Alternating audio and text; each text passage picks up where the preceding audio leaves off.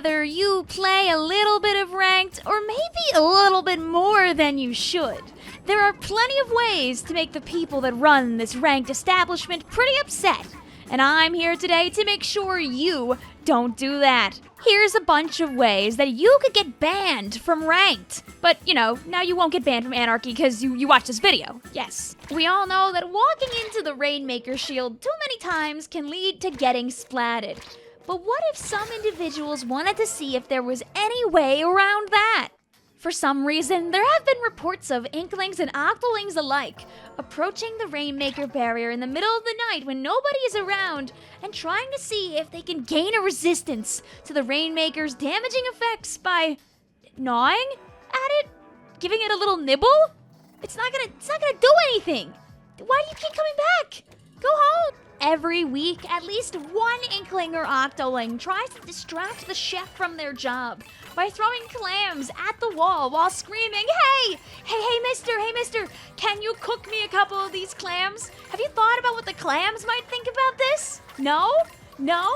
What's that? 3 of your friends are currently in a ranked match and you want to join them, but you weren't invited? Upon hearing that information, some individuals have turned to the battle pot and tried to hack it. Yeah, I bet you didn't even know that was possible. But some Octolings have actually figured it out. Could you imagine if you started a game of ranked and your team had 5 players instead of 4, and they still had 4? Sounds like a great way to get kicked out fast, and trust me, they sure did. While not really much of a crime, if you're caught running around trying to stop individuals from seeing the ranked rotation by turning into a squid or octoling, let's say, and hopping on a table to block what they can see, people aren't gonna like that very much. Listen, I understand. It's going to be humpback pump track zones and they play dynamo roller. Some individuals have been waiting outside of various locations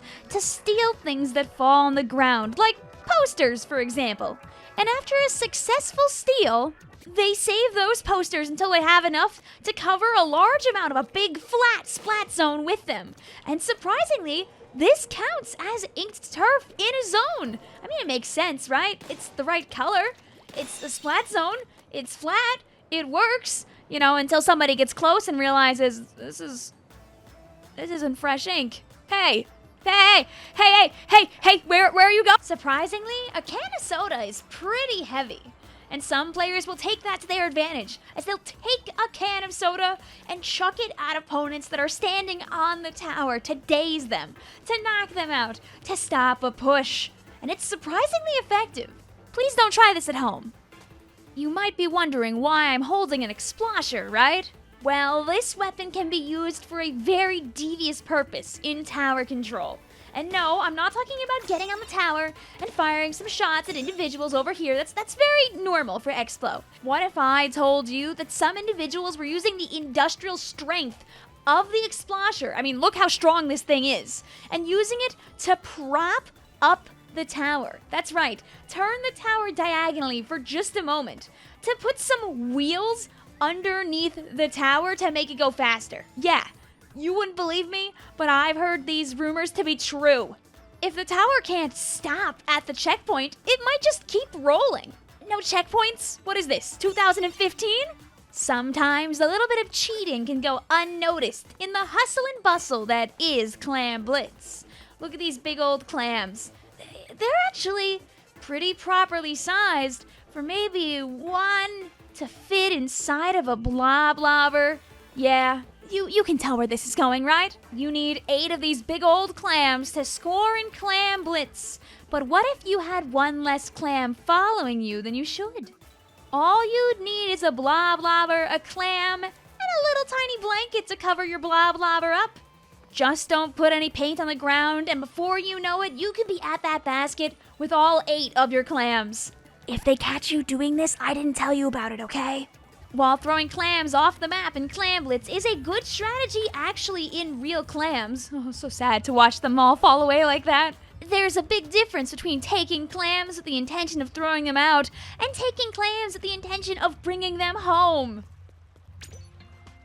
I understand. You want to see if they taste different than actual clams from Mako Mart, but no, you have to put those back, okay? All right, I know you even put them in such a nice formation on the ground there, but you gotta put them back, please? With so many paintings, glass walls, and sculptures all over the place here at Museum de Alfonsino, it shouldn't come as a shock that eventually someone would want to know what is more difficult to break, the Rainmaker or some of the things here at Museum de Alfonsino? Terrible science experiment if you ask me, and a terrible way to lose all of your money and all of your privileges to play ranked ever. But, you know, your choice, not mine. Hopefully you learned something. One Inkling tried to use a blob lobber to scoop extra water out of the way as the tower was moving, trying to make it go a little bit faster. This didn't work at all. But that sounds pretty harmless, you might think, and honestly, it is pretty harmless. Until you think about the fact that some of that water might end up hitting one of the other opponents or their own teammates.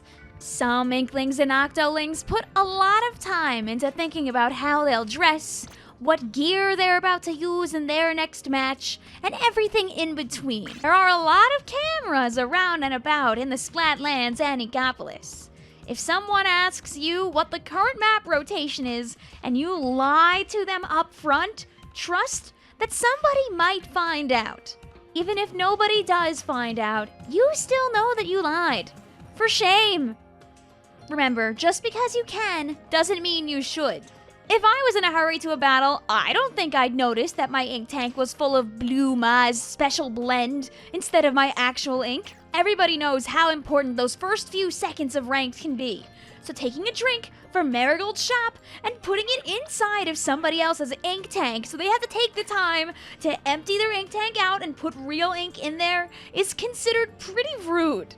And also very bannable. You know how the path on Wahoo World isn't always open all the time? And sometimes you have to kind of wait before you can push with your clams across this big old drop here? Well, some ink brush player tried to fix that. They attached, and you wouldn't believe me when I say this, but they tried to attach a knife to the end of their ink brush. Why? They wanted to be able to go in circles around, of all things, the Wahoo World pole to cut it down bit by bit. That's so it could fall over and then be pushed over to this area to create a bridge. I mean, you definitely could use it to trapeze across. It's not the worst idea in the world. It's just not the smartest idea either. You know how Humpback Pump Track is covered in big old lines? Someone had the bright idea to bring a box of sidewalk chalk with them over to Humpback Pump Track during a Splat Zones rotation. And they tried to make it so the Splat Zone was a bit smaller than usual, drawing lines about 2, even 3 feet in, so the zone was more of a square instead of a rectangle. And they got away with it for 3 matches straight before anybody noticed. I think that's the worst thing of all. Using a Splatling as a battering ram to try and force open the Rainmaker shield faster is simply not allowed. Not only does it not work, but you will look really silly doing it. I heard a rumor recently that somebody tried to attach a tower control tower or something to the front of their Splatling to break the Rainmaker shield faster? Something like that? Sounds fake to me. Kinda hard to throw clams if you got other things in the way of seeing your clams, right? That's what somebody thought when they busted open this big old case of watermelons and let them roll on down right next to where the enemy team was scoring. It was a desperate attempt to stop the enemy team from winning, and unfortunately, they did still win, but they won by a lot less because they couldn't see their clams. Lemuria Hub is a pretty big map. It can be confusing the first time that you step foot on it. So trying to tell a brand new player, someone who trusts you as a veteran, that the Splat Zone is actually down here instead of over there is pretty rude. I guess it is pretty Splat Zone shaped down there. It is pretty rectangular, one could even say. To be able to move so easily, the tower has to be built of a strong but lightweight material. And well, what if somebody, and this happened, brought a screwdriver over to the tower and took the pole? Yeah, they didn't even do anything bad with it. They just took the pole and went home. What, you thought this was gonna be a complex crime? Come on.